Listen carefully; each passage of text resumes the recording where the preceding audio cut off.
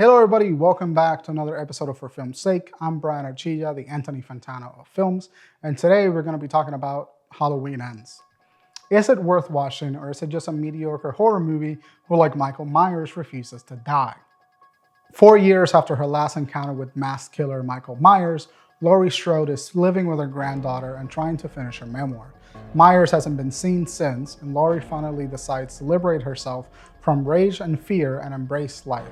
However, when a young man stands accused of murdering a boy that he was babysitting, it ignites a cascade of violence and terror that forces Laurie to confront the evil she cannot control.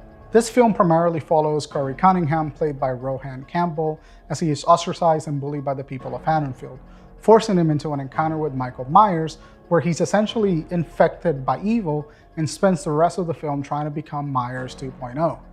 Laurie Strode and Allison are also there to remind us of the fact that this is a Halloween movie. Halloween Ends is not a good movie, but it easily could have been. Its biggest crime is generally its inability to set up any significant payoff for any of the characters in its roster, making the film play out in aimless moments in time where characters are either having confrontations for the sake of it or to feel the next kill.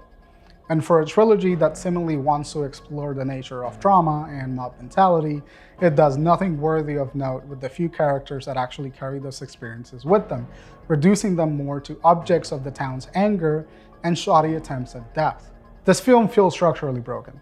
The segments where Laurie and Allison are the focus barely mesh with the scenes where Corey Cunningham is at the center of the plot. This becomes especially frustrating when near the final climax of the movie, both stories collide and the aftermath is a weak, emotionally devoid series of events that are tied together to simply put an end to Michael Myers and give somewhat of a conclusion to Laurie's character. The original 1978 film has a charm that I feel no other movie in the franchise has managed to capture.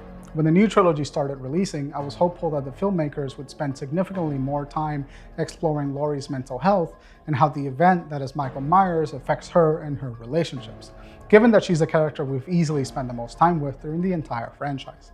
Unfortunately, it's become extremely clear that the filmmakers are more interested in giving us a half-assed confrontation with Myers and finding weird and contrived ways to bring him to the center of the plot without committing to anything more interesting than big man bad and big man evil.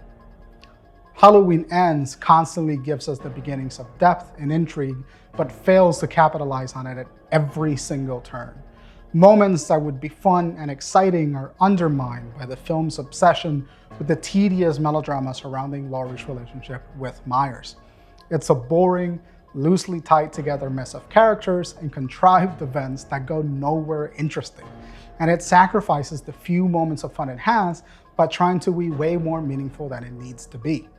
It tries to create some interest via Corey's and Allison's relationship, but that element of the story is so rushed that it genuinely gives you whiplash, and its payoff does nothing significant for the story. My second biggest complaint about the film is the dialogue. This is probably the worst dialogue writing I've seen in a movie in the last year. All the characters speak in this "I'm 14 and this is deep" kind of way, where everything they say is emotionally heightened without the need for it. People simply don't speak like that. It comes off as cheesy, melodramatic, and without any discernible personality. Now, I said that this movie could have been good, so let's talk about some of the things I do like.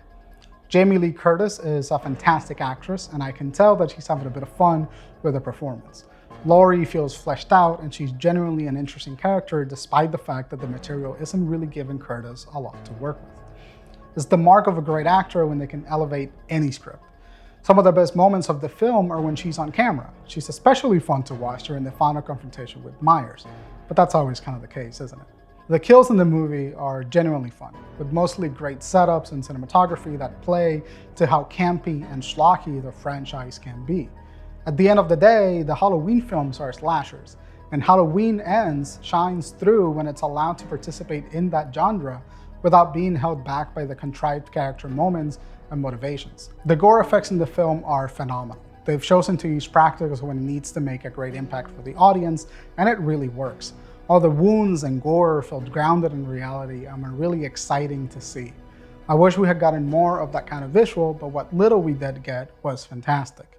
There's about 45 minutes of killing spree in this movie that I had a genuinely good time with, and I want to celebrate that.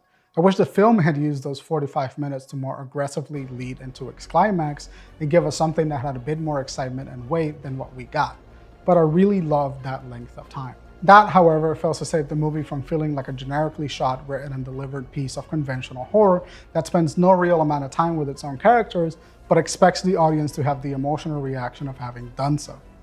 Like I said earlier, it's messy, structurally unsound, and mostly uninteresting.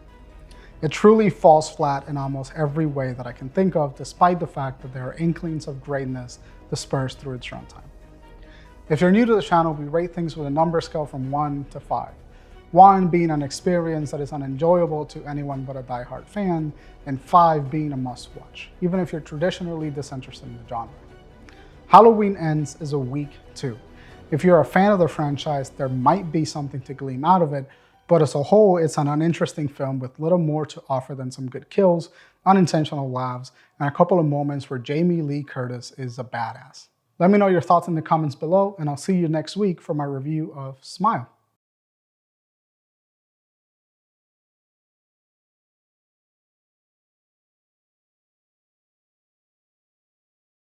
That, however, fails to save the movie from feeling like a generically shot, written, and delivered piece of... That, however, fails to save the movie from feeling like a generically shot, written, and delivered What the is going on with my accent?